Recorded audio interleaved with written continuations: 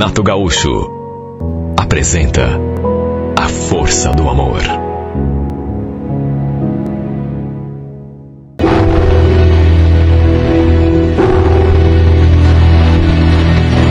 Não era a primeira vez que eu tentava conversar com ele, mas ele sempre dava um jeitinho de fugir do assunto.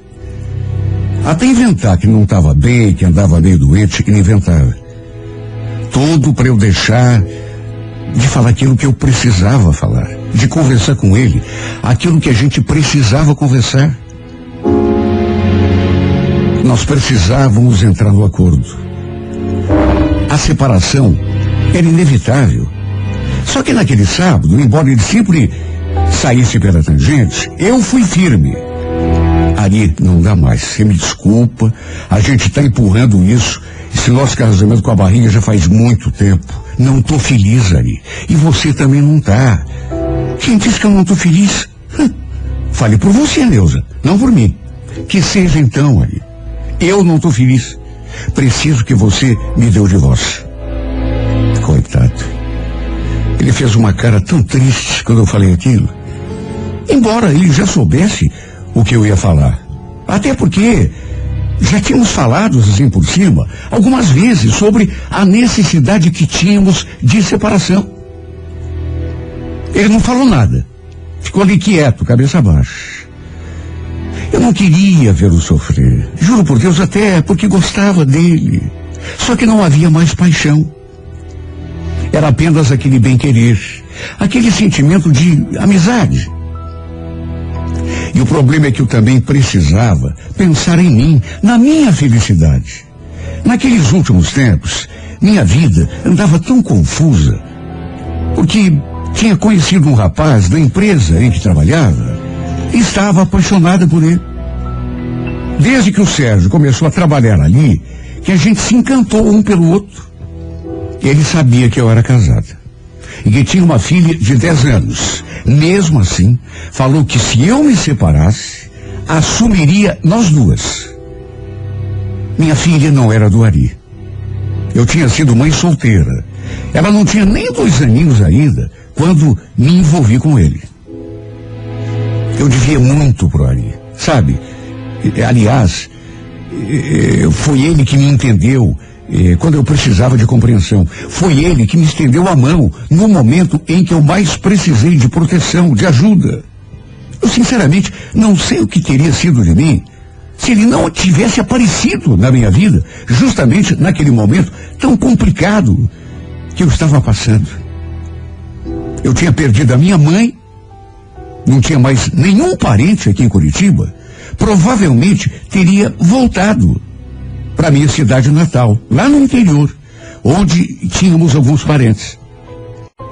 Quando a gente se conheceu, eu me apaixonei pelo Ari, principalmente porque ele sempre foi uma pessoa muito boa para mim. Me ajudou a criar minha filha, adorava minha filha como se fosse dele.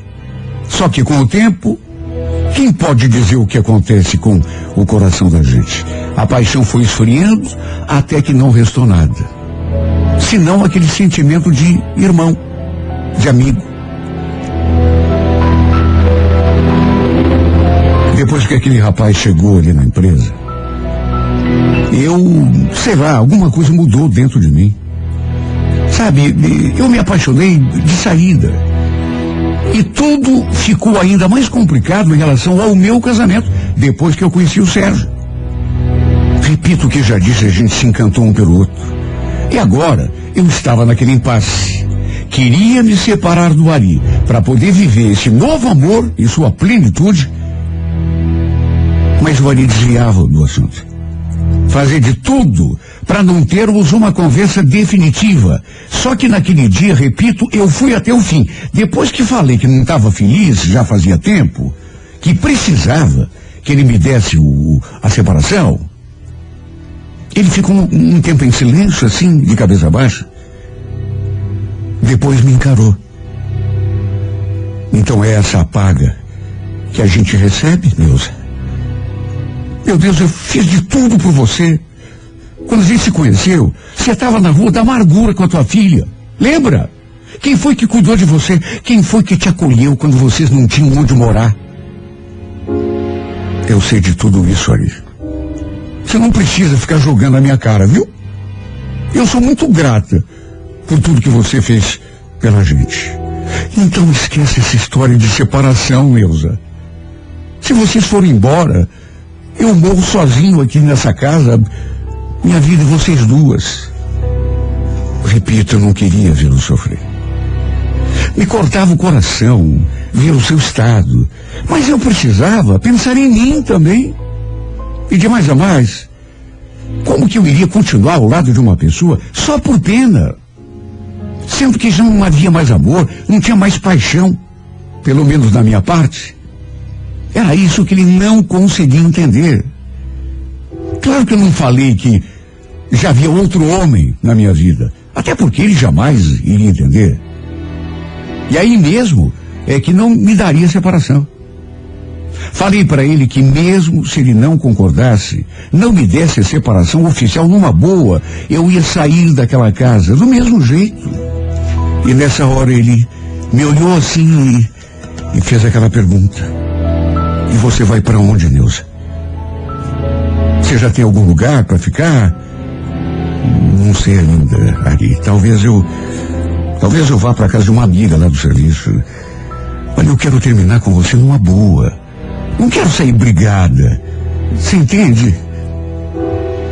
Ele não entendia. Não entendia e por bem senti que ele não me daria a separação. Não aceitava que eu saísse daquela casa. Fez chantagem emocional. Ameaçou até se matar se eu realmente fosse embora. Até isso ele fez. Tentei tirar as minhas roupas do armário, mas era eu tirar e ele botava tudo de volta. Até chorar esse homem chorou. E implorou que eu não o abandonasse. Olha que situação. Para encurtar a conversa, não encontrei outro jeito. Um dia faltei no serviço e aproveitei que ele não estava em casa para conseguir tirar as minhas coisas de dentro. Não peguei nada que era da casa.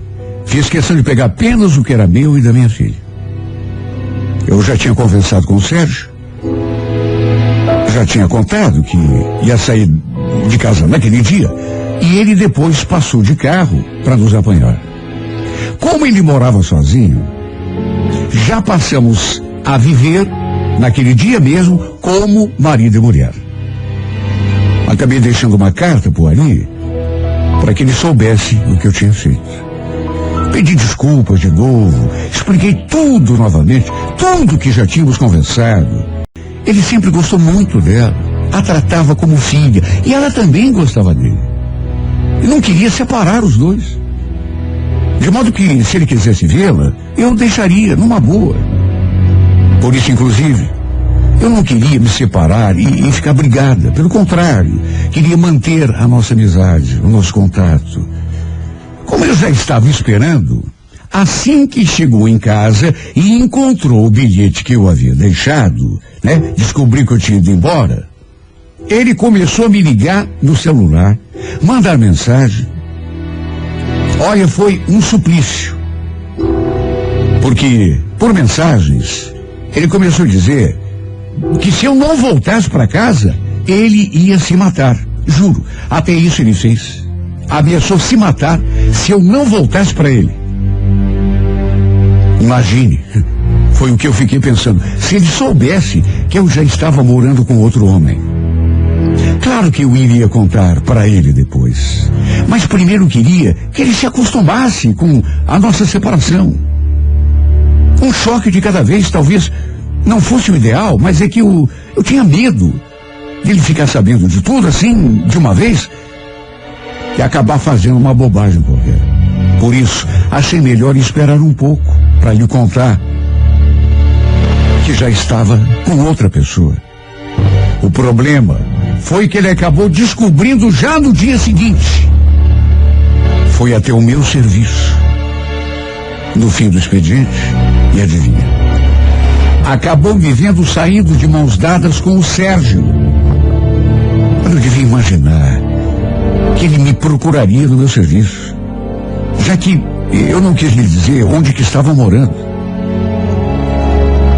Ele chegou assim diante de mim, ficou me olhando com aquela cara de bravo.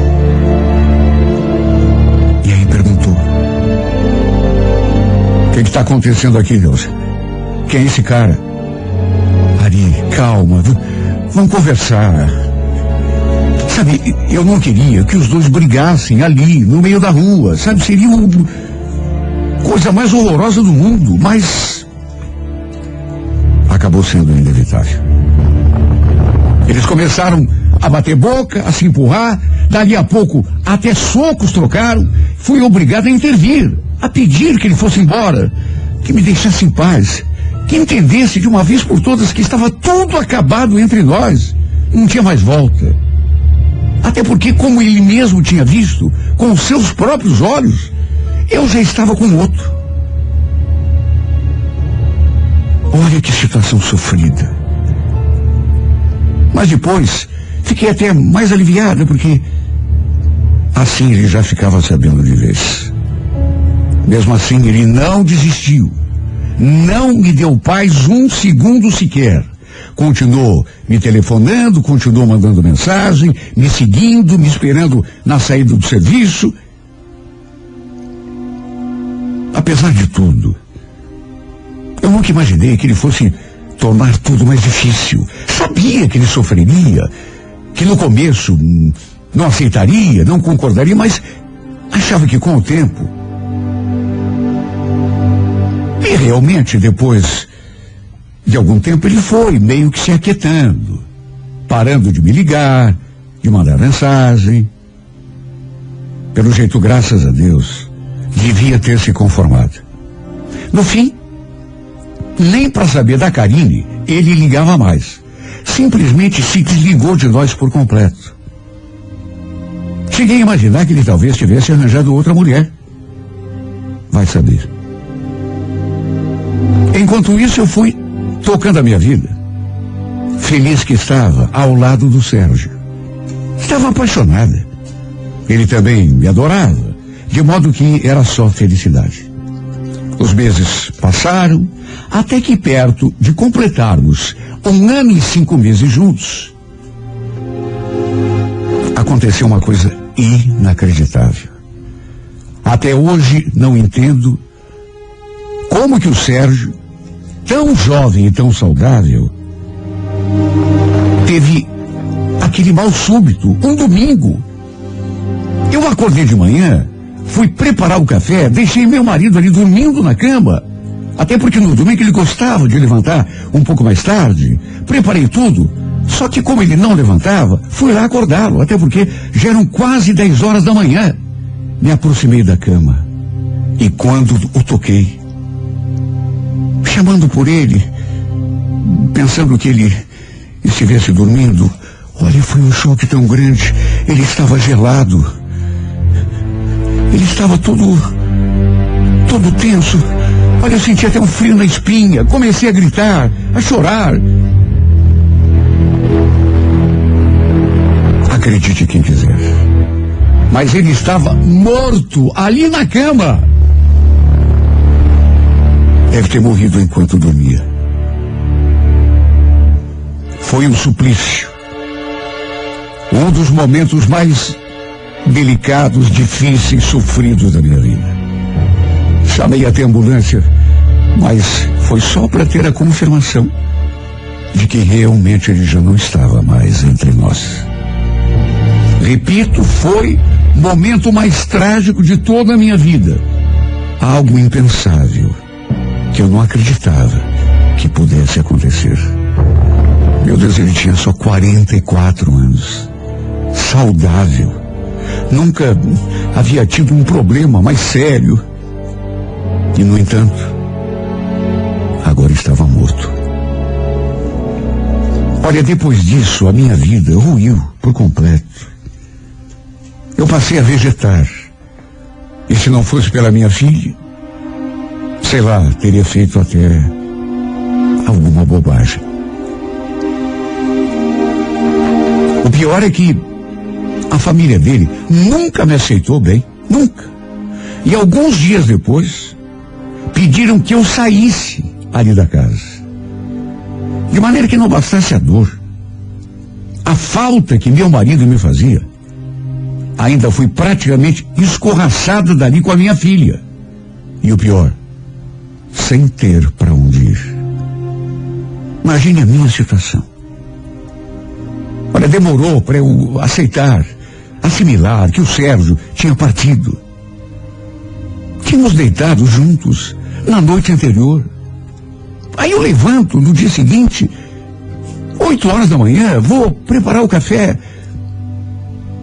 O deixo ali na cama, descansando mais um pouco, sem saber que naquelas alturas ele já estava morto. Eu chorava dia e noite, simplesmente não conseguia aceitar.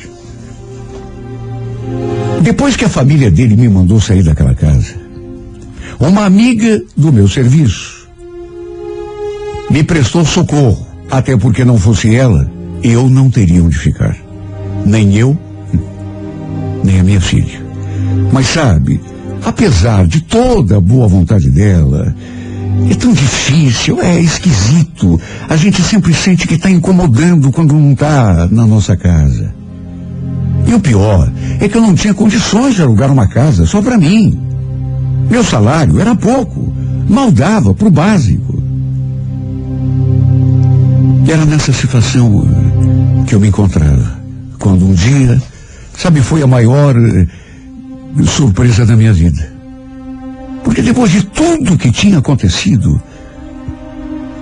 depois de todo o sofrimento porque eu tinha passado, depois de pensar que tinha encontrado finalmente a felicidade, para me deparar com aquela tragédia, eu sinceramente fazia tempo que nem lembrava que,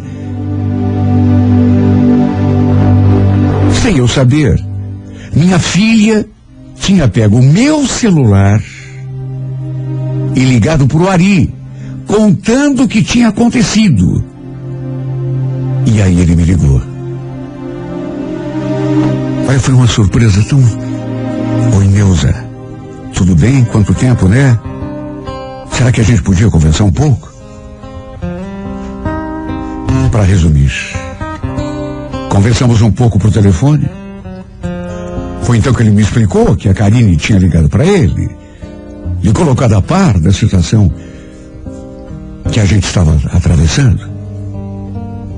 E depois ele acabou indo conversar comigo pessoalmente, ali mesmo, na casa da minha amiga. Até que pelas tantas, me olhando com aquele seu olhar apaixonado de sempre, falou aquela frase: nossa casa continua lá, Neuza. O quartinho da Karine também. Se vocês quiserem voltar, vão ser muito bem-vindas. Imagine, ali, não tem nada a ver. Eu e você, enfim, você sabe, não tem mais como. Aliás, eu até pensei que você tivesse arranjado outra mulher. Outra mulher? Que ideia! Fique sabendo que para mim você é insubstituível. Será que você não percebe, Neuza, que eu te amo? Eu fui sincero quando disse que senti demais a falta de vocês duas. Bom, o que eu tinha para falar, tá falado. Se vocês quiserem voltar, eu vou ficar muito feliz. Já falei ali, nós dois juntos, de novo, não tem como. Tá bom, não tem problema. Pode ficar tranquila, que eu não vou exigir nada de você. Você pode voltar e ficar dormindo lá no quartinho com a Karine. Eu fico feliz só de saber que vocês estão ali, pertinho de mim, outra vez. Se você quiser, não é o que eu queria, claro, mas se for necessário, a gente passa a viver só como amigos. Você está falando sério? Ele confirmou, me deixando até sem palavras. Depois pediu que arrumasse as minhas coisas, minhas e da minha filha. E sabe, só por esse seu gesto de desprendimento, Eu acho que só naquele momento, mesmo sabendo que ele gostava de mim, mas eu acho que só naquele momento, com aquele gesto, que eu cheguei à conclusão de que ele devia me amar demais mesmo. No fim, acabei aceitando a sua proposta. Minha filha também ficou super feliz, porque o Ari era, na verdade, o único pai que ela conhecia. Não estávamos mais vivendo como marido e mulher.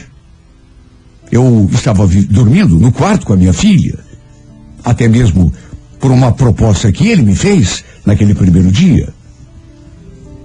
E fiquei até com medo que ele reagisse mal com o tempo. E até não se conformasse, porque às vezes a pessoa faz uma proposta esperando que com o tempo as coisas mudem. E no nosso caso, não tinha mudado. Eu continuava dormindo com a minha filha num quartinho, enquanto ele dormia lá naquele quarto que um dia tinha sido nosso. Para minha surpresa, no entanto, aconteceu bem o contrário. Quando lhe contei da gravidez, ele ficou me olhando assim, meio pensativo. Depois, aquele sorriso foi se desenhando assim nos seus lábios. E no fim, ele ficou feliz. E para minha surpresa, ainda maior, ele me olhou com tanta ternura e se propôs a registrar a criança no meu nome, como se fosse filho dele. Repito, ele devia me amar demais mesmo, porque só um homem que ama demais tem esse tipo de desprendimento, de atitude. Outro homem talvez não tivesse um gesto tão grande de... Ele cuidou tão bem de mim durante toda a gravidez, como se o filho que eu carregava na barriga fosse mesmo dele.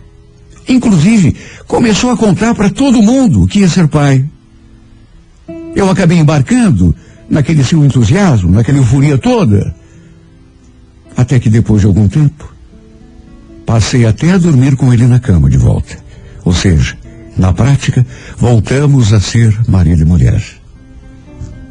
Sei lá, achei que valia a pena dar mais uma chance para nós dois.